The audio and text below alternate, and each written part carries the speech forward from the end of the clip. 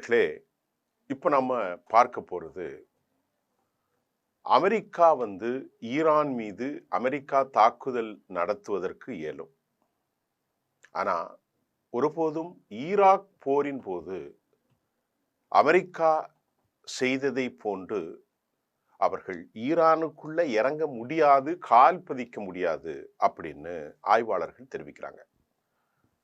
அப்ப என்ன செய்யலாம் அப்படின்னா, ஒரு இன்டர்நேஷனல் எக்ஸ்பர்ட்ஸினுடைய ஆய்வு கட்டுரையின் தமிழாக்கம் அல்லது அவர்களுடைய பார்வைகளை குறித்து நான் உங்களுக்கு தருகிறேன். மேலிருந்து குண்டு போடலாம். F-15, F-35, B-2 பாம்பர்ஸ் வரைக்கும் அவர்கள் பயன்படுத்தலாம். ஆனா விமானத்தின் மூலமாக தாக்குதலை நடத்திவிட்டு களத்தில் உள்ளே ஈராக்கில் அவர்கள் மாட்டிக்கொண்டு சிக்குண்டதை போன்று ஈரான் உள்ளே சென்று அவர்களால் தாக்குதல் நடத்த முடியாது. ஆனாலும் அவர்கள் என்ன செய்யலாம் என்ற ஒரு ஆய்வை நாம் பார்க்கிறோம். ஒருவேளை ஈரானோடு அவர்கள் போரிட்டு குண்டுகள் B-2 பாம்பர்ஸை போட்டாலும் அவர்கள் ஈரானுக்கு எதிரான சதி நடவடிக்கைகளை உளவு அமைப்புகளின் மூலம்தான் செய்ய முடியும். அதை விட்டுட்டு நேரடியா ஈரானுடைய IRGCயோடு மற்றும் தீவிர இஸ்லாமிய மத நம்பிக்கை படைகளோடு அவங்களால ஒருபோதும் போரிட முடியாது. போரிட்டால் வெற்றி பெறவும் முடியாது, ஆட்சியை மாற்றவும் முடியாது. அப்படிங்கிறதான் இப்ப நமக்கு கிடைச்சிருக்கிறது. இப்ப அமெரிக்கா ஈரான் நாட்டின் உள்ளே இறங்காமல், உள்ள கால் வைக்காம தன்னை தற்காத்து கொள்ளும் வகையில் செயற்பட்டு வரும் அப்படின்னு ஆய்வாளர்கள் ரொம்ப தெளிவான கருத்து. போர் நடந்தால் அமெரிக்காவினுடைய குறி எதுவாக இருக்கும்? இப்ப நமக்கு என்ன கேள்வினா, அப்படின்னா ஆட்சி மாற்றம் ஒன்றுதான் மாற்றம் அப்படின்னு அமெரிக்காவும் யூதர்களும் சொல்கிறார்கள். இப்ப நீங்க சொல்றீங்க, அமெரிக்கா ஈரானை தாக்கும் வல்லமை உண்டா? வல்லமை உண்டு. அமெரிக்காவினுடைய கப்பல்கள், அப்ரஹாம் லிங்கன் கப்பல், ஹரி ட்ரூமன் கப்பல், இன்னும் 9 நிலை கப்பல்கள், ஏவுகணைகள், ஏர் ஸ்ட்ரைக் செய்பவர்கள், எலக்ட்ரானிக்ஸ் வார்ஃபேர் சிஸ்டம், ட்ரோன்கள், இன்னும் இன்னும் இன்னும் இன்னும் எத்தனையோ. அவர்களின் நோக்கம் ஒப்பந்தத்தில் கையெழுத்திடு சரண்டராக, இல்லைன்னா ஆட்சி மாற்றம்.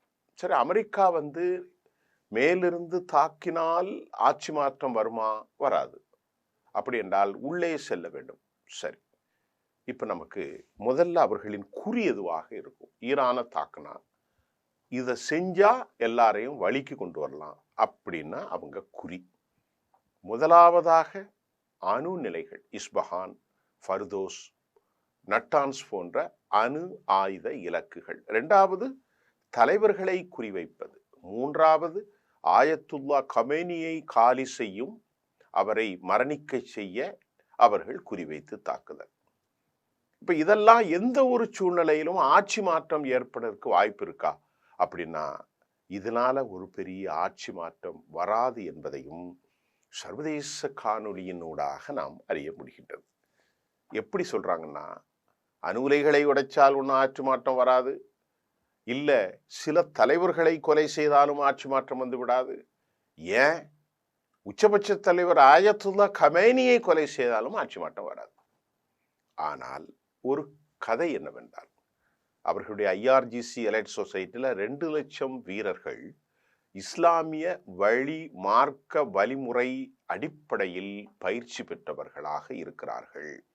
IRGCயினுடைய இந்த 2 லட்சம் வீரர்கள் இஸ்லாமிய மார்க்க வழிமுறை அடிப்படையில் பயிற்சி பெற்றவர்களை களத்தில் அவர்கள் சந்தித்தால் மிக பெரும் சிக்கலை அமெரிக்கா வீரர்கள் காலி செய்வார்கள். இந்த IRGC மட்டும்தானா அப்படின்னா, இன்னொரு இஸ்லாமிய பிரிவு பேர் பஷி. இந்த பஷி படைப்பிரிவு நாடு முழுவதும் உளவு வேலைகளை கண்காணிக்கும் ஒரு இஸ்லாமிய ஜிஹாதிய மார்க்க அடிப்படை கொண்ட 4 முதல் 5 இலட்சம் அடிப்படையிலே பயிற்சி பெற்ற பஷி படை வீரர்கள் ஈரானில் இருக்கிறார்கள். இது தவிர ஒரே வழி, IRGC அழித்தால் மட்டுமே அமெரிக்காவுக்கு சாத்தியம். ஆனால் IRGC அழிக்க முடியுமா? Iran revolutionary guards and corps America நிச்சயமாக இயலாது என்கிறார்கள். அமெரிக்காவில் ஐஆர்ஜிசி அளிக்க முடியாது, பஷி அளிக்க முடியாது. 8 லட்சம் பேர் இருக்காங்க. ஒருவேளை கெமைனி அளித்தால் ஈரான் மீண்டும் மீண்டும் அது பலப்படுமே தவிர ஒருபோதும் ஈரான் பலவீனமாகாது. இதனையெல்லாம் அமெரிக்கா ஒருபோதும் செய்ய இயலாது என்ற கருத்து தற்போது வெளியாகி இருக்கிறது. அமெரிக்கா பாரசீக வளைகுடாவில் நிறுத்தப்பட்ட கப்பல்கள் நீங்க பாருங்க, துணை குழுக்கள் ஏனைய கப்பல்கள் முழுமையாக அழிக்கப்படும் என ஈரான் ரொம்ப ஹொலிஸ்டிக்ஸா ஃபுல்ஃபில்லா நிறைவாக சொல்கிறார்கள். நாங்கள் முழுமையாக அழிச்சிருவோம். ஆனா ஈரான் நாட்டின் உள்ளே நடப்பது பலம். அமெரிக்கா அரபுகளும் கூட அவர்களை கைவிட்டார்கள். ஈரானுக்கு ஆதரவாக நாடும் ஒன்றிணைந்திருக்கிறது. அரபுகளும் கூட அமெரிக்காவுக்கு அவர்கள் ஆதரவில்லை. ஈரானுடைய பலம் என்ன? பாலிஸ்டிக்ஸ் ஏவுகணைகள், ட்ரோன்கள். பலவீனம் ஈரானுடைய விமானப்படைகள் ஒன்றுமில்லை, குண்டுவீச்சு விமானங்கள் இல்லை என்று சொல்லப்படுகிறது. அமெரிக்காவுக்கு ஒப்பான கப்பற்படை கிடையாது என்றும் சொல்லப்படுகிறது. ஆனால் இப்பொழுது Su-35, Su-34, அதாவது 57 மற்றும் நவீன ரகம் கொண்ட ரஷ்ய படைகளின் விமானங்கள், வடிவமைப்பு கொண்ட விமானங்கள் அங்கே இருப்பதாகவும் நமக்கு செய்திகள் வந்திருக்கிறது. குறிப்பாக அமெரிக்கா சைபர் தாக்குதல்களுக்கு பயன்படுத்தி ஹேக்கர்களின் மூலமாக அவர்களை இன்னும் பல சிக்கலை ஏற்படுத்தலாம். ஒருவேளை போர் நடந்தால் அமெரிக்கா நவீன வடிவமைப்பு கொண்ட F-35 விமானங்கள் மற்றும் கடற்படை மற்றும் சைபர் தாக்குதலுக்கு பயன்படும் ஹேக்கர்களின் மூலமாக பெரும் சிக்கலை ஏற்படுத்தலாம். நிச்சயமாக வெளிப்படையாக அமெரிக்கா எல்லா விதத்திலும் வல்லமை கொண்ட தேசம் என்பது இங்கே நிரூபிக்க வேண்டிய கட்டாயம் அல்ல, அது எல்லோருக்கும் தெரியும். ஆனால் அதே நேரம் இஸ்ரேலுக்கு எதிரான 12 நாட்கள் நடந்த போரில் இஸ்ரேல் இராணுவம் மற்றும் அதே நிலைகளை குறிவைத்து தாக்குதல் நடத்தினார்கள். இப்ப இஸ்ரேல் எதை நடத்தினாங்க அப்படின்னா, ஈரானுடைய இராணுவ நிலைகளை குறிவைத்து தாக்கினார்கள்.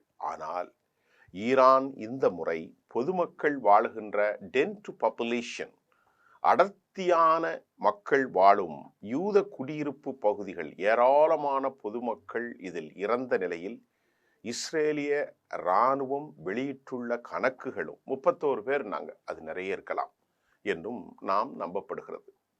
இந்த 12 நாட்கள் போரில் ஈரான் ஏராளமான அனுபவங்களை பெற்றுக்கொண்டது. அன்எக்ஸ்பெக்டடா தான் நடத்தினாங்க, திடீரென நடந்துச்சு அமெரிக்கா. ஆனால் இப்போது prepared will enter the battle field, அவர்கள் தயாராகி நிச்சயமாக நுழைவதற்கான ஆல் ஆக்டிவிட்டீஸ் ப்ரிப்பரேஷன் எல்லாம் அவர்கள் தயாராக இருக்கிறதாகவும் சொல்லப்படுகிறது. கடந்த முறை பாலிஸ்டிக்ஸ் 591 பாலிஸ்டிக் ஏவுகணைகளை ஈரான் இஸ்ரேல் மீது ஏவி இருந்தது குறிப்பிடத்தக்கது. 591 பாலிஸ்டிக். இதுல குறிப்பா சொன்னா ஹஜ் காசம், Kasim Sulaiman, Fattah 1, Fattah 2, hyper ஷேகான், ஈமாம், sigil, கஹர் மற்றும் கதர், கெரம்ஷோர் போன்ற இன்னும் நிறைய இருக்கு, மிராஜ் போன்ற ஏராளமான பாலிஸ்டிக்ஸ் ஏவுகணைகள் மூலம் பெரும் சேதாரத்தை ஏற்படுத்தியது. ஆனால் இஸ்ரேல் அதை மறைத்தது. இந்த முறை இதுல ரொம்ப முக்கியமாக ஈரானுடைய சிறப்பு, கிளஸ்டர் மிசைல் பெர்ஷபா போன்ற பகுதிகளில் ஈரான் கிளஸ்டர் மிசைல்னா மிசைல் வெடித்து பல பல பல பல மிசைல்கள் 12-10 அளவிற்காக தாக்கி அழிக்கும். ஒரு பகுதியில் விழுந்தவுடன் அதிலிருந்து கொத்து குண்டுகளை போன்று ஏவுகணை கொத்துக்கள். இது ஷபா பகுதியில், அஷபா பகுதியில, பெட்ஷபா, நாட் அர்ஷபா, பெட்ஷபா பகுதிகளில் யூத மக்கள் அடர்த்தியாக இருந்த பகுதியை நோக்கி வீசியது. ஆனால் இதனுடைய சேதாரத்தை நாம் அளவிட முடியாது என்ற ஒரு கருத்தும் வந்திருக்கிறது. இதற்கிடையில் ஈரானுடைய நடவடிக்கை ராஜதந்திரம் இருந்த போதிலும் அமெரிக்கா ட்ரம்ப் ஆதரிப்பதாக தோன்றுவதால் ஈரான் மீது எப்படியாவது தாக்குதல் நடத்தி விட வேண்டும் என பிரஷர் கொடுக்கிறாங்களாம் இஸ்ரேல். இஸ்ரேல் அழுத்தம் கொடுப்பதாக நேற்று இரவு செய்தி வந்திருக்கிறது. அதுக்காக இந்த கடந்த ஒரு 2 தினங்களுக்கு முன்பு 30ஆம் தேதி IDF படை தலைவர் இஸ்ராயில் சமீர் தனி விமானத்தில் அமெரிக்கா சென்று போர் நடத்த வேண்டும் என அழுத்தம் கொடுத்த நிலையிலே பல்வேறு பேச்சுவார்த்தைகள் பெண்டகனில் அமெரிக்காவில் நடந்து தற்போது அவர் இங்கே திரும்பியிருக்கிறார். நான் ஏற்கனவே சொன்ன மாதிரி ஜனவரி 30ஆம் தேதி தான் இந்த பேச்சுவார்த்தை இராணுவ மட்டங்களிலான அமெரிக்கா இஸ்ரேல் பேச்சுவார்த்தை நடந்து 2 அமெரிக்க அதிகாரிகளும் இதில் கலந்து கொண்டதாக ஜெருசலேம் போஸ்ட் இஸ்ராயில் சமீர் மற்றும் 2 பேர் கலந்து கொண்ட செய்தி வெளியிட்டிருக்கிறது. இந்த தாக்குதலை பற்றி வெளியிட்ட ஜெருசலேம் போஸ்ட் இது நடக்கலாம், that could happen, நடக்கலாம் 2 வாரங்கள் அல்லது 2 மாதங்களுக்கு பின்பு கூட தாக்குதல் நடத்தப்படலாம் என கணிக்கப்பட்டுள்ளதாக செய்திகளை வெளியிட்டிருக்கிறது. இதுக்கிடையில இஸ்ரேல் இராணுவத்தினுடைய ரேடியோ அலைவரிசை மூலம் வெளிவந்த செய்தி ஊடாக 2 வாரங்களுக்குள் அல்லது 2 மாதங்களுக்குள் தாக்கப்படும் என இஸ்ரேல் ரேடியோ சொன்னது, ஜெருசலேம் போஸ்ட் அல்ல. அது உடனடியாக தாக்குதல் நடத்த மாட்டார்கள் என்றும் அவர்கள் கூறினார்கள். இதெல்லாம் திசை திருப்புற வேலை. அமெரிக்காவினுடைய பேச்சுவார்த்தை நடத்தி அமெரிக்காவுடைய சார்பில் டேன் கேயின் அவரும் கலந்து கொண்டார். முக்கியமான ஆள். இப்போ இதெல்லாம் பேசி என்னென்ன பேசினாங்கன்னா ரகசியம் வெளியே வராது. அவர் வெளியே வந்துட்டார். அமெரிக்காவுக்கு கடுமையான பிரஷர். இஸ்ரேலுக்கு திரும்பி வந்த முசாத்தினுடைய சீஃப் டேவிட் பர்னே, இஸ்ரேல் கோட்ஸ், அது மாதிரி இயால் ஜமீர், இவங்க 3 பேரும் உட்கார்ந்து ரொம்ப முக்கியமான பேச்சுவார்த்தையில் இஸ்ரேலுடைய பாதுகாப்பு தற்போது பலப்படுத்தப்பட்டிருக்கிறது. அதே நேரத்தில் அமெரிக்கா ஈரானுடன் ஒரு செயல் திட்ட அடிப்படையில் போரை நடத்த இயலாமல் சமாதானம் செய்துவிடக்கூடாது என்பதில் இஸ்ரேலில் பெஞ்சமின் நெதன்யாகு ரொம்ப கவலைப்படுவதாக, இஸ்ரேல் கவலைப்படுவதாக ஜெருசலேம் போஸ்ட் தன் செய்தியில் இருக்கிறது. இந்த மீட்டிங்கில் அவங்க என்ன சொல்லியிருக்கிறாங்கன்னா, ஈரானுடைய பலிஸ்டிக்ஸ் கெப்பாசிட்டி, ஈரானுடைய இராணுவ பலம், ஈரானுடைய நியூக்ளியர் வெப்பன்ஸ் குறித்தும் டேவிட் பர்னே, இஸ்ராயில் சமீர், இஸ்ரேல் கர்ட்ஸ் விவாதித்ததாகவும், இஸ்ரேல் பாதுகாப்பு ஏர் டிஃபென்ஸ் சிஸ்டம் மிகுந்த கவனமாக ஆய்வுக்கு உட்பட்டது. இது முதல்ல அவங்களுடைய கவலை. 2வது கவலை என்னன்னு பாருங்க. ஈரானை சுத்தி இருக்கக்கூடிய பிராக்சிகள் யார்? ஹிஸ்புல்லா, ஹவுதிகள், அது மட்டும் இல்லாமல் சிரியாவில் இருக்கும் இஸ்லாமிய படைகள், ஈராக்கில் இருக்கும் இஸ்லாமிய ஷாட் ஹிஸ்புல்லாக்கள், இவர்கள் அனைவரும் வல்லமை குறித்தும் இஸ்ரேலில் விவாதித்தார்கள். போரென்றால் எல்லா முனைகளும் அடிக்க வந்துடும். அவர்களுடைய குறி இஸ்ரேலிய முக்கிய நகரங்கள் மற்றும் அதிகம் வாழும் பகுதிகள் குறி. இன்டெலிஜென்ஸ் தகவல்கள் அவர்கள் பரிமாற்றம். அமெரிக்காவுக்கு சென்று வந்த பிறகு இராணுவ பலவீனம் சரி செய்ய உடனடியாக நடவடிக்கை எடுக்க இஸ்ரேல் துரித கதியில் வேலைகள் ஆரம்பிச்சிட்டாங்களாம். அதே நேரத்தில் அமெரிக்காவுடனான கூட்டுப்படை அதிகரிக்கும் வகையில் பயிற்சி மேற்கொள்ள திட்டமிட்டுள்ளதாகவும், ஈரான் கடற்படை வலிமையான ஒன்று என்பதில் ஐயமில்லை. அமெரிக்காவோடு இணையாக இல்லாவிட்டாலும் ஈரானுடைய கடற்படையும் வலிமையாக இருக்கிறது. இதற்கிடையில நேற்று கிடைத்த தகவல், பரசிக வளைகுடாவிலிருந்து அமெரிக்க கடற்படை, அமெரிக்க கடல் தந்தை ஆப்ரஹாம் அப்படியே மூவாகி இந்திய கடற்படைக்குள்ள போயிட்டாங்களாம். ஏன்னு கேட்டா, அங்க நடந்த போர் பயிற்சியில் இவர்கள் உண்மையானவற்றை வீசினார்களாம் ஒன்றுக்கொருவர். யாரு? ஈரானும் சீனாவும் ரஷ்யாவும்.